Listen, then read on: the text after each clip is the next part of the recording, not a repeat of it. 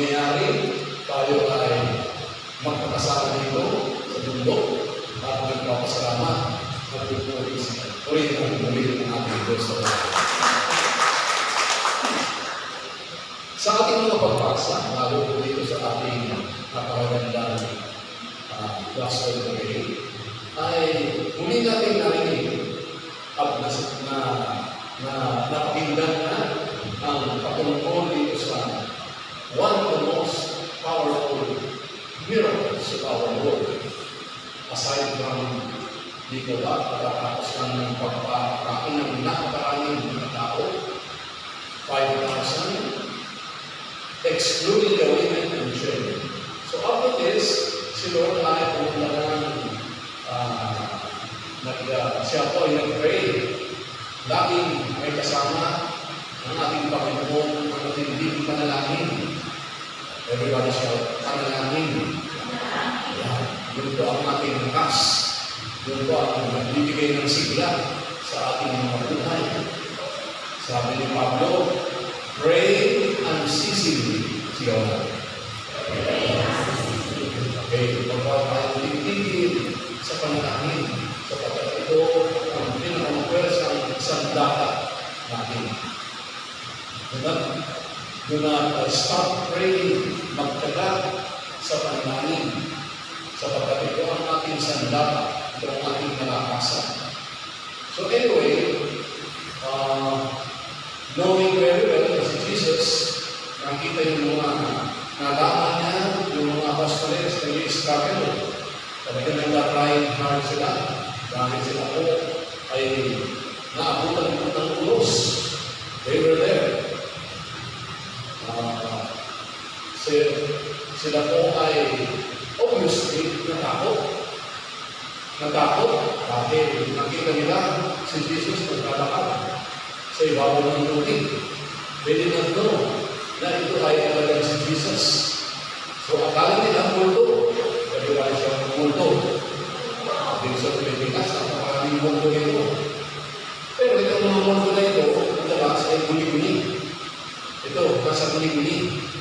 Marami tayo, ang kasabihan dito sa Pilipinas. May mga aswan, may mga tikbalang, may mga kung ano-ano, mga well, we can call it representation ng kasamang espiritu dahil yung huli-huli nga. Oo.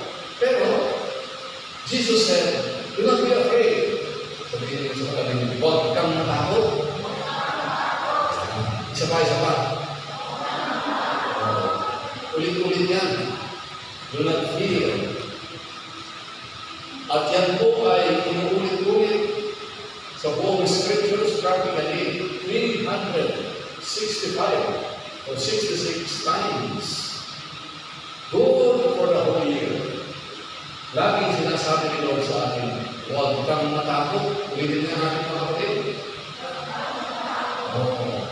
Yan ang kalaban natin. Madalas. Huwag kang matakot. Marami tayo. Mga pinadala sa puso. Natakutin. Laging bumuburi.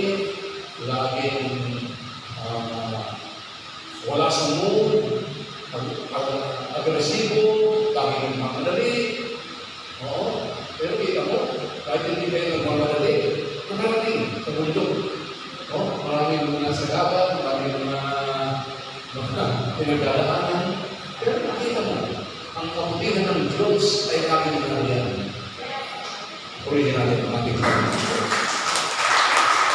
So Jesus said, do not be afraid, it is I. Dahil yun na, akala nilang multo. Ito naman si Pedro. Talagang bilib ako sa pumana sa bibig ni Pedro. Laging nagmamadali. Or, well, Lord, it is you. Kung ikaw maya, Panginoon, tubusan mo ko na makalapit sa iyo sa ibabaw ng tubig.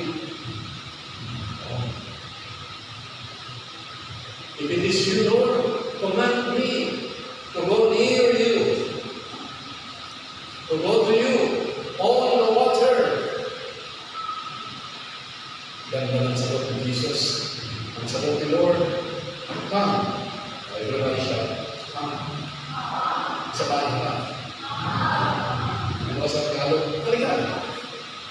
Walang struggle, mga kapatid. Simple lang. Halika. Well, mabuti na lang. Si Pedro po ay lumundag. Lumundag siya from the boat. Diretso po doon sa tubig. Wow. Siya ay lumundag. Oh. So you can imagine with your mind now na talagang siya ay lumakad. Pero pala, lumubog. Lumubog. Pero ang bibigyan natin ng diin, siya ay lumakad. Okay, sigaw natin. Siya ay lumakad. Isa pa. Si Pedro ay lumakad din sa ibabaw ng tubig. Habang siya ay nakatulog kay Jesus, okay.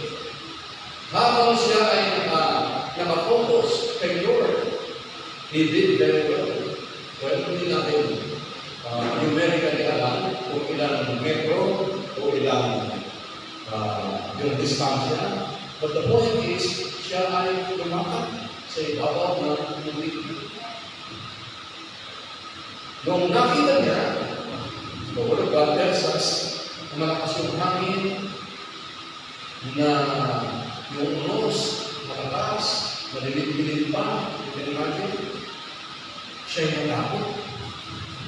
Yun ang problema sa buhay natin mga kapatid. Kaya ulit-ulit sinasabi ni Lord, huwag kang matakot. Huwag kang matakot sa assignment na ibigay sa inyo ni Lord, Mr. Death. Huwag kang matakot sa assignment na ibigay sa iyo ni Lord, Brother Kenneth. Congratulations. Naka-umpisa na ang gawain dito po sa bahay ka ni Brother Kenneth. Palakpakan natin mga Diyos. Kita mo, kailangan humakbang tayo. Ikaw man ay baguhan, ikaw man ay matagal na, pare-pareho po yan. Kung minsan na, yung medyo matagal-tagal na, kung minsan medyo makupat. Oo. Kaya, wow, susuriin natin lagi ang ating buhay, ang ating sarili, na huwag tayong malutukso, mga kapatid, na kung kailan tumatagal, tuloy, parang gumigiwang-giwang yung pag-reserve kay Lord. O kaya, madalas patanungin ng Lord ko, anak, nasaan na yung first love mo? Nasaan na yung unang pag-ibig mo?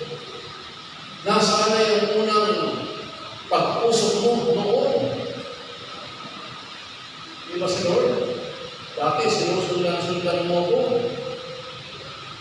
Laging iniisip mo ang ating Panginoon.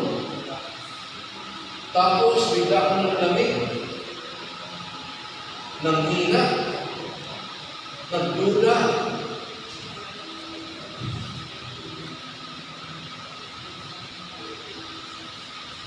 Yan po ang tinatawag na yung mga challenges sa ating mga buhay.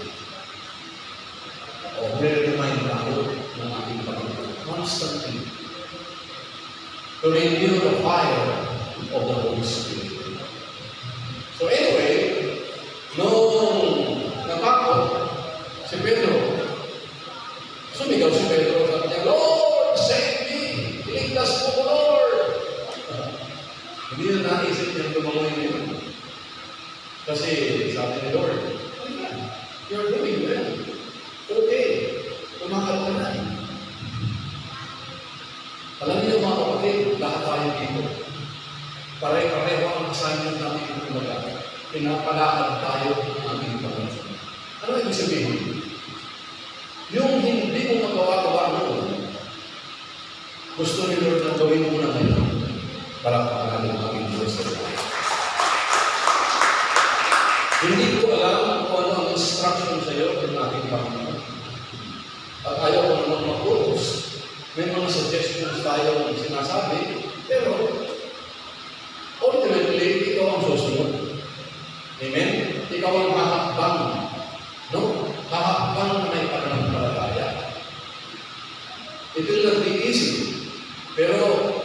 Si Lord, nag-aantay.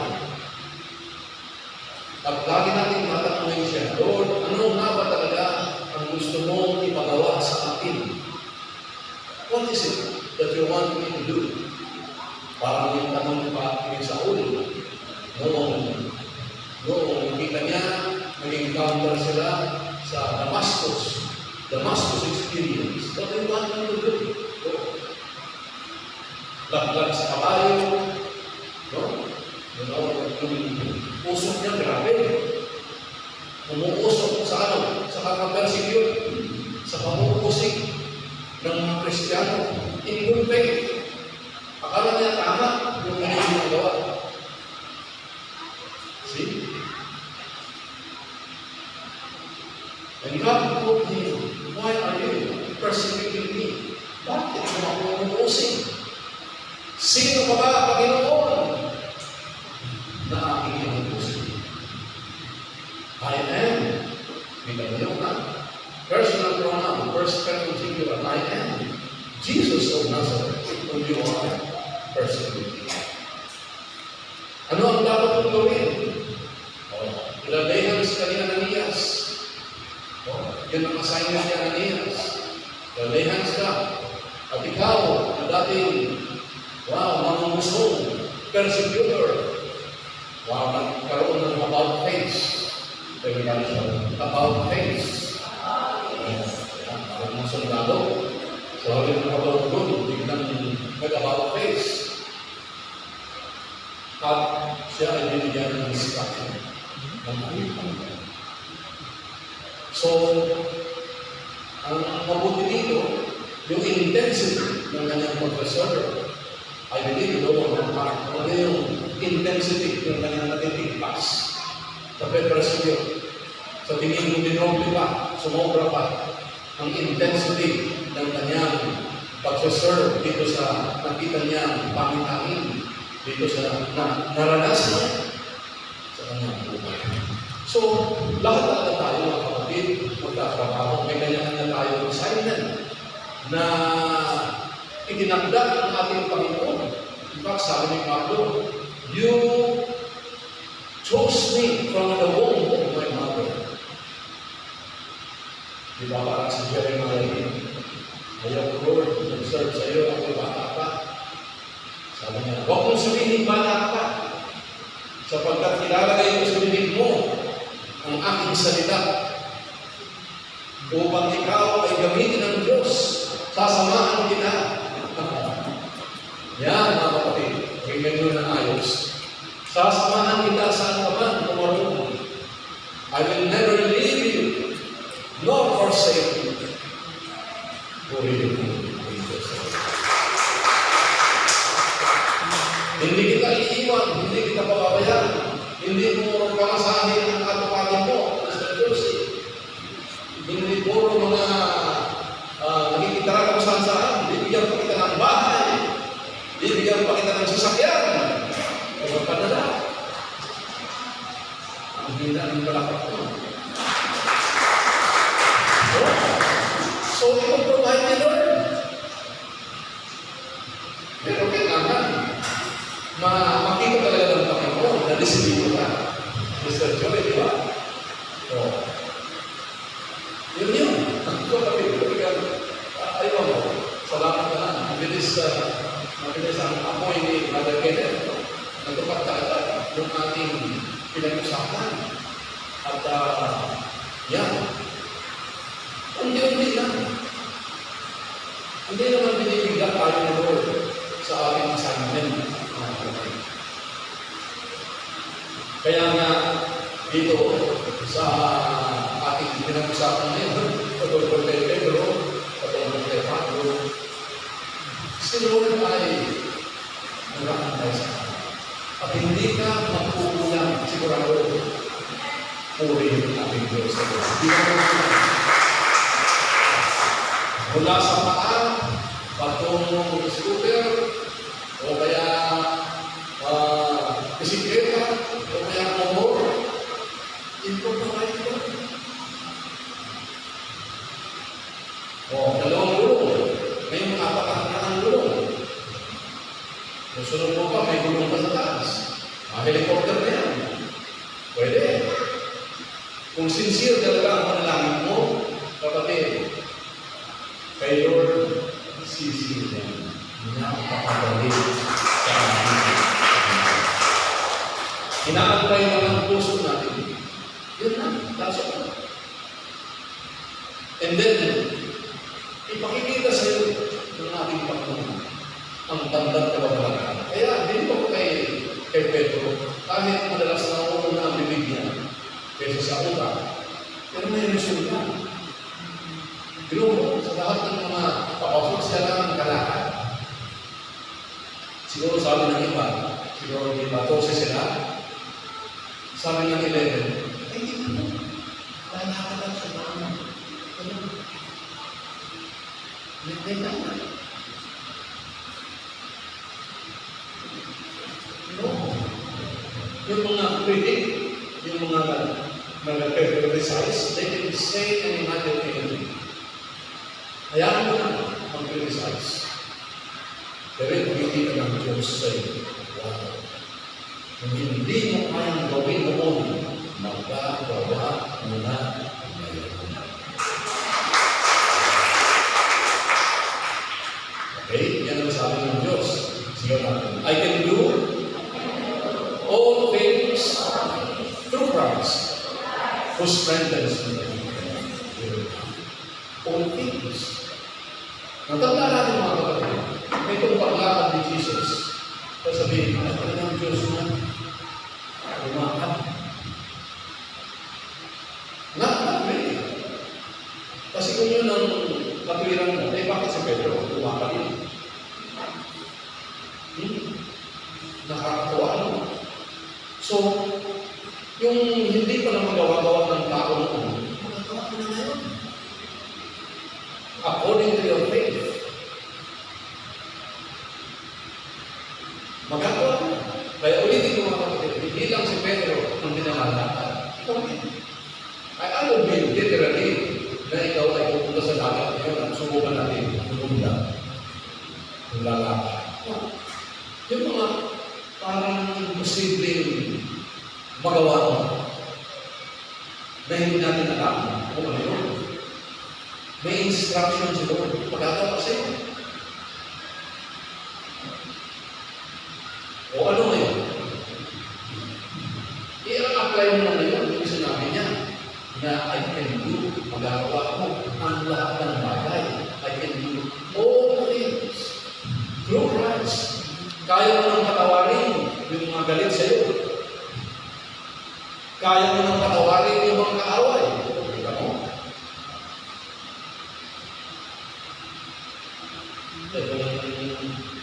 Kung mas nagtitingan yung paglakad ni Pedro, mas mahirap. Pero patawad ng kaaway. Napakaganda yun. Una, ikaw ay lalaya. Lalaya sa karamdaman. Kasi pinatawag ko yung mortal na kaaway mo. Hindi awa ang buhay mo. Ano yun? Yung mga karamdaman mo, gagaling mo. Lulusot mo ang iyong katawan. Patigit sa lahat. Pag pumigit ang mata mo, natapos ng mission mo sa mundo, diretso ka ng namin. Kaya, anong sabi ng Bible? He who hates his brother or sister is a murderer. Mamamatay tao daw ang taong napupuot sa kanyang kapatid. At tandaan mo na walang mamamatay taong makapapasok sa kaharian ng langit. Sige, English, perhaps, whoever hates his brother is a murderer, and you know that no murderer has eternal life abiding in him. Palakpakan ng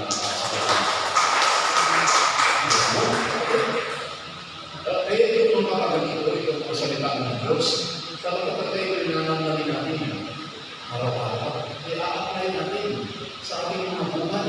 Sobra-sobra ang inihanda ng Diyos. At ito, pero nag-aantay lang siya na ihambang mo ang iyong paa.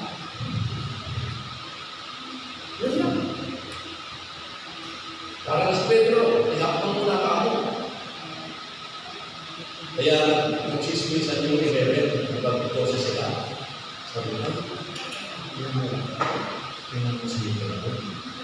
Okay. Mamamara ka rin.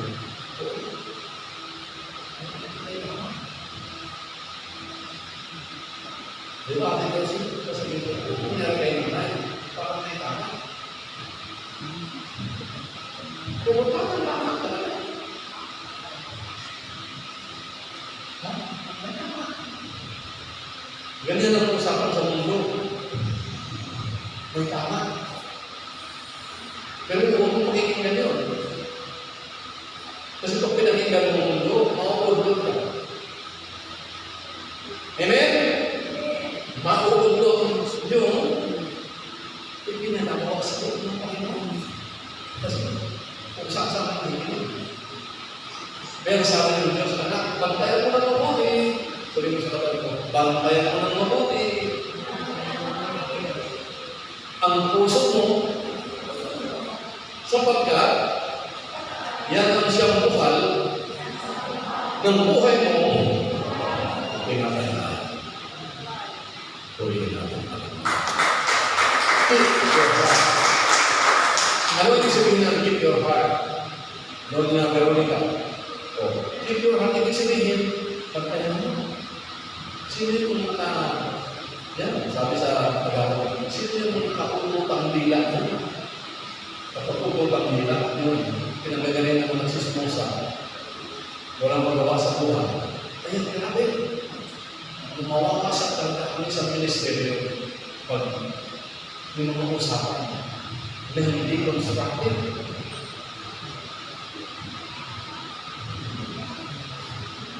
Naalala ko nga yung nagsismosa noong 2008, grabe. Pagka-Kristo ka. Pagka-Kristo. Sinabihan pa si Sister Ness, alam mo ba ito, Sister Ness? Wala. Tapos sinunod siya na pagka-Kristo. Ay, naku, Sister.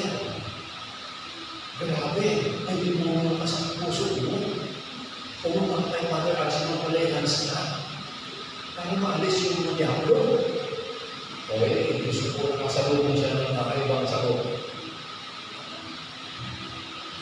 Kung ang nasa lubong niya, ganun din. Ay, oo nga. Sabi ko na ba? Hindi dalawa na kayo. Nasusunod natin ito, kapatid. Yung nagsalita, chismosa. Ay, yung nasabihan din, chismosa, dalawa na kayo. Rebellion yan. Gera yan, kapatid. Kaya, naalala ko yun, whenever we look back to the history of our ministry, yun, yung tinatawag, ito, nagtatanong ka, ano yung gera niya ng 2008? Talagang gera. Pero nakalipas na yun. Ha? Nakalagpas na yun. Dahil kung walang gera, wala tayong lugar sa Baguio City na pagdadausan ng mga youth na we can accommodate 50 to 100 people there. Kita mo? So, ganun po yun. Gera man yan o anumang pangyayari, laging may magandang layunin sila. Palakpakan sa Panginoon. Laging meron. Sa lahat ng pangyayari, kaya yan ang sabi ng Lord, sa lahat ng pangyayari, magpuri ka. Marami kang problema, lumutang ka na. Sapagkat, kapatid, before you know it, nakalapit na, Sister Dayan, ang promotion mo sapagkat ang pinapakita ng Panginoon Diyos ang kanyang kabutihan. Kaya yun, mga kapatid, ang dahilan kung bakit tayo nag-aaral ng siguro ng Holy Spirit para naliman po, hindi tayo nagsayang ng ating panahon. Faith comes by hearing, and hearing by the Word of God. Kita niyo? Diyan na yan.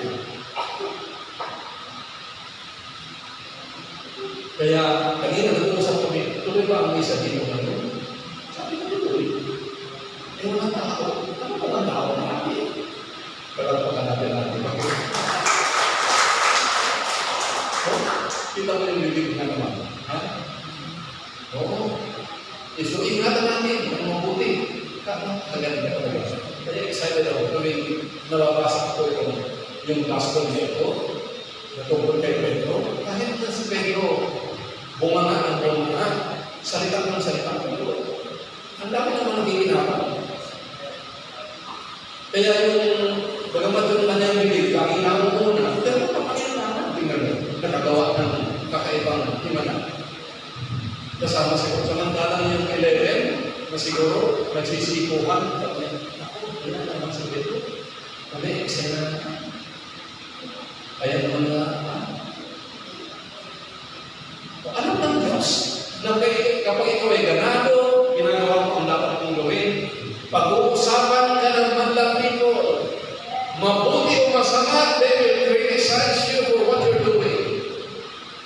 But that is none of your business. Hayaan mo lang sila magsalita at ikaw ay tuloy-tuloy lang sa iyong usap na professor sa kanila.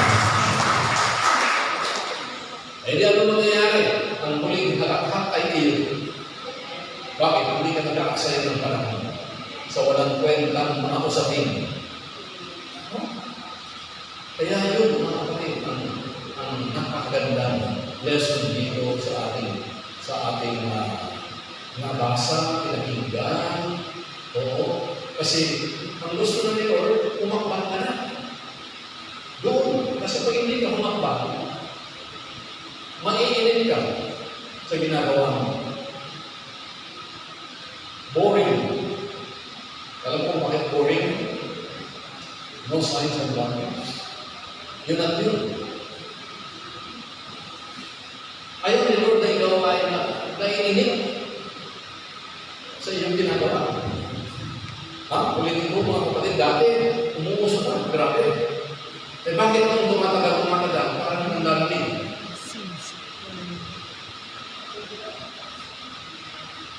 May signal na siguro. Be careful. Be careful of your comfort zone. Narinig niyo yan mga kapatid? Mag-ingat ka sa mga komportableng sitwasyon sa buhay.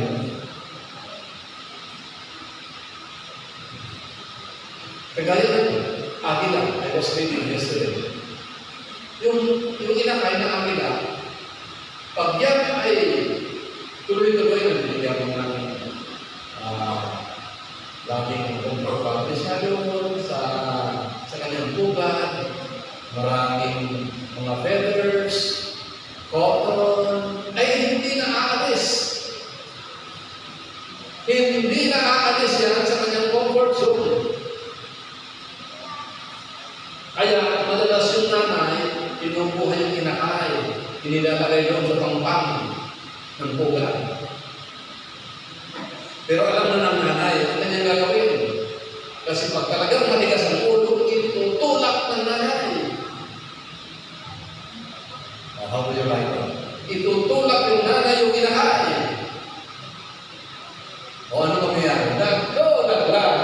Si inakay. Ano kanya ganyan? Ano nangyayari kay inakay? Yung inakay na akila nagmumura na. At sinasabi na, anong klaseng nanay ito? Akala ko, ako'y mahal na mahal niya, bakit ako'y itinulak?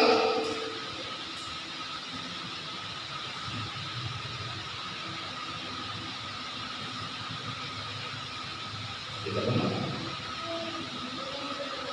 Tapos, malapit na, sa batuhan na, nalaglag. Sigurado patay. Tingnan mo ang klaseng nanay ito. Walang kwenta. Pero just few seconds before landing, yung expert na nanay, sasarugin yun. Ibataas ka. Kapatid, madalas, yan ang ginagawa ng Diyos sa buhay mo. Akala mo, puro problema na. Bakit si Brother John nasa Dumaguete, nasa Bukol, nagkakaroon ka ng bag ni Father Archie. Ano yan? bakit niya. Ang sarap ng buhay. Kita mo na.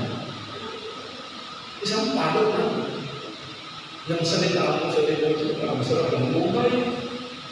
Nabuwala ka pa rin. Switch from misery, from problem-centered thinking to the solution of the power of God. So, ano nangyari? Magaling sa amin pagbalik dito. Hindi tinanong ni Jesus na kaya-ayahan ko.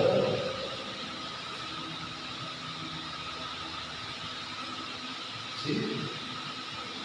So, habang ikaw ay nagtatrabaho, ang solusyon ng Diyos sa problema mo, manutupat na.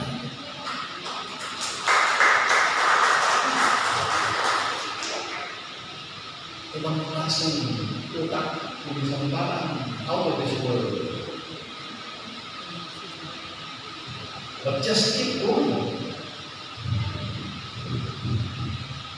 Keep going. O, si Pedro, successful ba? Hindi. Tumubuhin. Pero sinabi ni Lord, ang sinabihan niya po, okay ka na, kaya. Ba't nagmumula ka?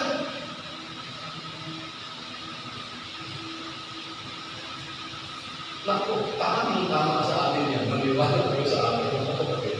Itong salita nito, akmak-akmak sa iyo, Father Christian. Akmak-akmak sa akin. Akmak-akmak sa iyo, Sister Angie. Ang nagmumula ka. Sobra na. O, siyempre nagkakamali tayo. Sino ang hindi nagkakamali? Nobody is perfect. O, kung ikaw ay nagkamali, tayo, muli. Kaya dinampok sa Lord, hindi kita nagmumula ka. Okay ka na.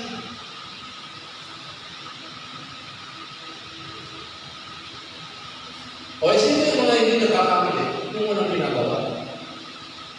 Takot eh. Puro takot ang ginagawa. Nasundan natin, mga kapatid. Laging parang prosen nila. Hindi makakilos eh. Dahil alam ko nun. Kung wala kang ginagawa, takot na takot ka. Ano ba ka naman magagawa? Wala mga kapatid.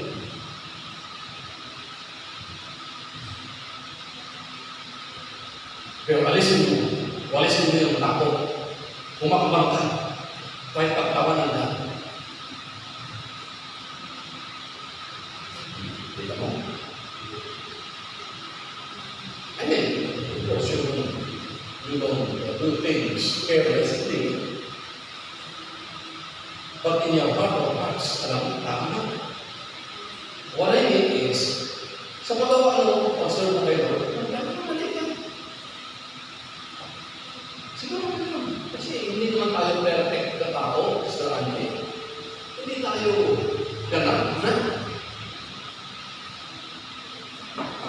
At ang manungkot, wala kang ginagawa.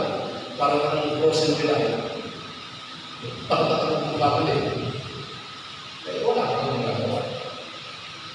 Ay pagdating ng panahon, sasabihin nito, ba't di ka kumilos? Hindi kasi, Lord, natakot ako. Hindi ba yung binigyan ng konting talento? Ano ginawa? Ibinakon sa lupa. Ay, gusto ko. Ibinakon sa lupa. Pero kaya, dahil natakot. Ano sabi ng Diyos? Gapusin mo ito. Ibinakon ang talento sa lupa. Talian mo. Ipapon mo sa lumalagadlap na apoy. Magpakailan na. Patay ka doon. Pangalaman. Dahil ibinigay mo kasi. Nanigas na. Walang nangyari. Yung mga ginto mo, nasa baon. Inaamag na. Hindi na po-produce. Hindi mo magamit. Ilabas mo yan. Yung talento mo.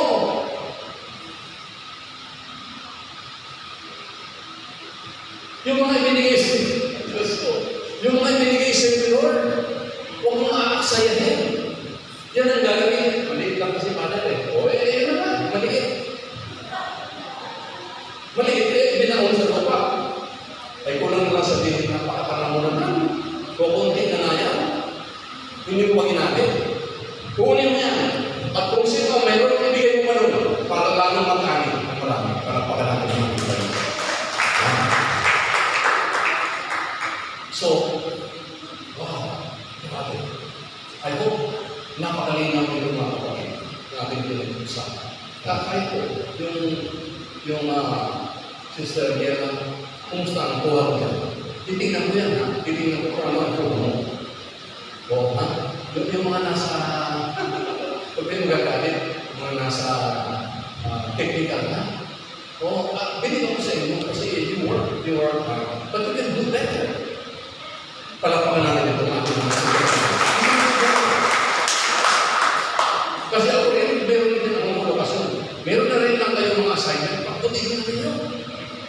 Hindi dahil, magugusto, kaya ito, ubusan talaga ito. Pag sa survey, ubusan talaga ito. Parang sa sakay. Pero kapatid, pag ibinigay mo ng bono, ang talento mo, ako. Bago mo pasabihin, ako ang papakita, grabe, na nag-bless sa ating Panginoon Diyos. At magsigurado makikita mo na ang kaluwalhatian, ang kapangyarihan na minsan hindi pa naranasan sa iyong buhay ay ibibigay, ipararanas sa iyo ng ating Panginoon. Okay, kalakpan natin ang makasa ng ating Panginoon. Okay, 10 minutes before 12, extended na ako ngayon sa daan. Tumawag na ako doon na bahala ang mga kaibigan kasi umarakasa ang buwan. Ang baha ng tubig dito, parang baha sa pagpapala ang buong Antipolo. Amen. Praise God. So, ganun po yung mga kapatid. Lahat tayo may kanya-kanyang assignment. Lakasan, my assignment is not my decision, but my discovery.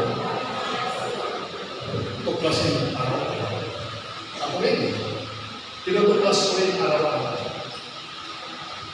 Ang aking assignment. Parang-parang na tayo.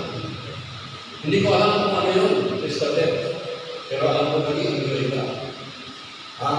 The fact na tayo nakasama sa School of the Holy Spirit, that is it. Vice President pa. Sa bayan.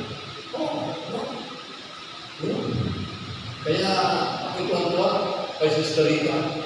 Never mind the Latin, never mind the English, never mind, dahil kita na ang puso, walang puso mo, manena, tiwala ka, hindi mo sa pagkanawin, ibinigay ka. Sobra-sobra pa sa magagawa ng ating Panginoon.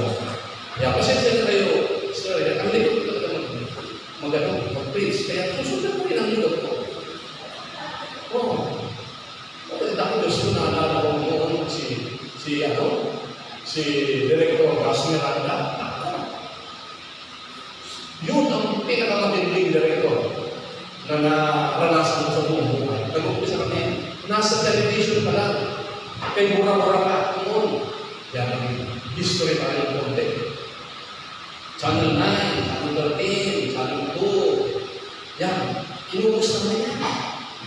Pag yun ang nagpuho ng live, kasi wala pang masyadong anggi, wala pang naman Facebook, wala pang YouTube, dumano-mano talaga. 5 camera yan. Ang pangalan yan, camera 1, camera 2, camera 3, camera 4. Wala nang personal ito. Pag nasigawan kita, habang ikaw ay kumukuha, pasyensya na na. Pero pagkatapos ng gawain, reconcile tayo. Walang personalan, trabaho lang.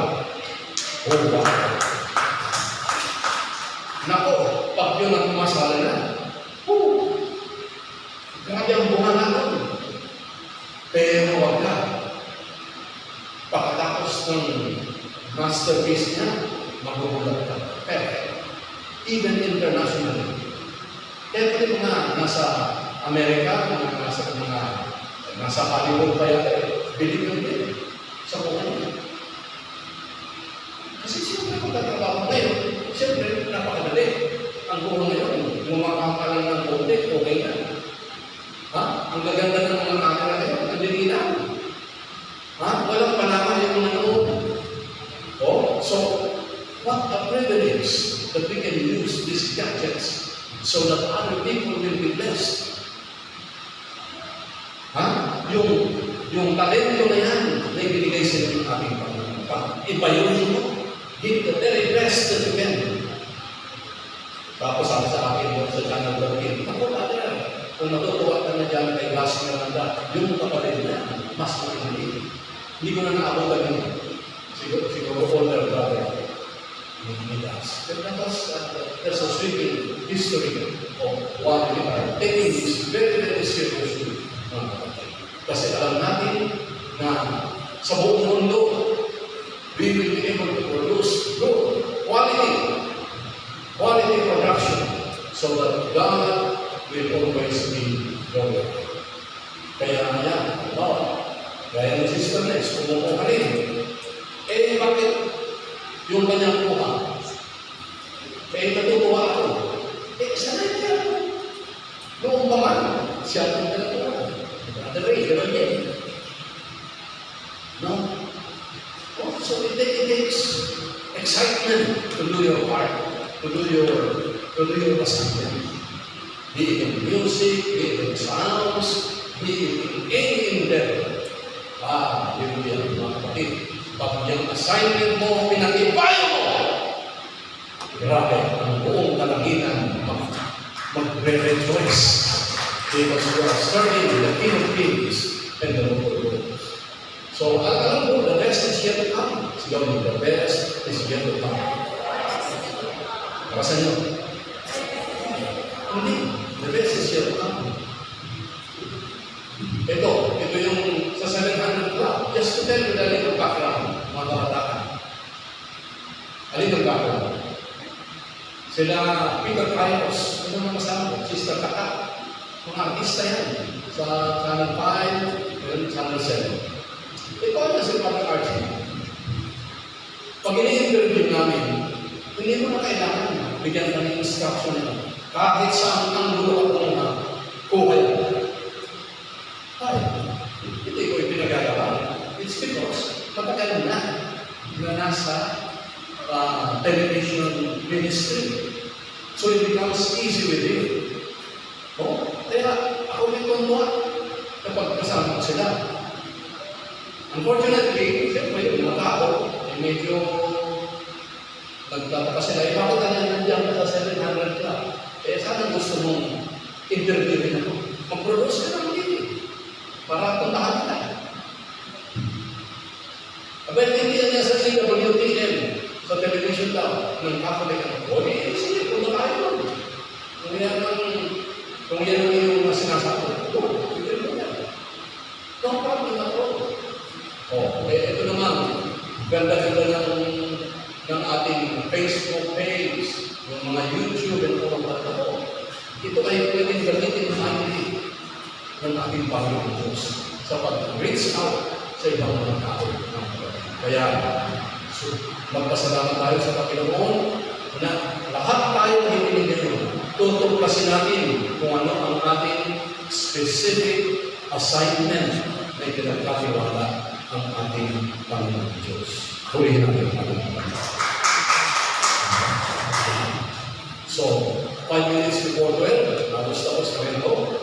So, find your assignment. Tuklasin mo. Grabe.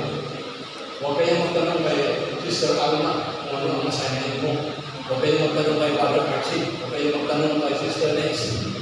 Magtanong kayo sa Holy Spirit. Para masterpiece. And then when you have a word from the Lord, lumapit ka ng sabihin, ito, Sister Joy, ang ipinakagawa sa akin nito. Hindi ang ganda. Diba? Paano nagagawa? Ang tatlong chapters ang ginagawa ko, may saan ka. Talaman ka namin siguro. Pero magtaas ang tubig doon. Boni. Taon na ang Pilipina. Bakit pa paulit-ulit? Karoon pa rito. Sister Lucy. Isabella.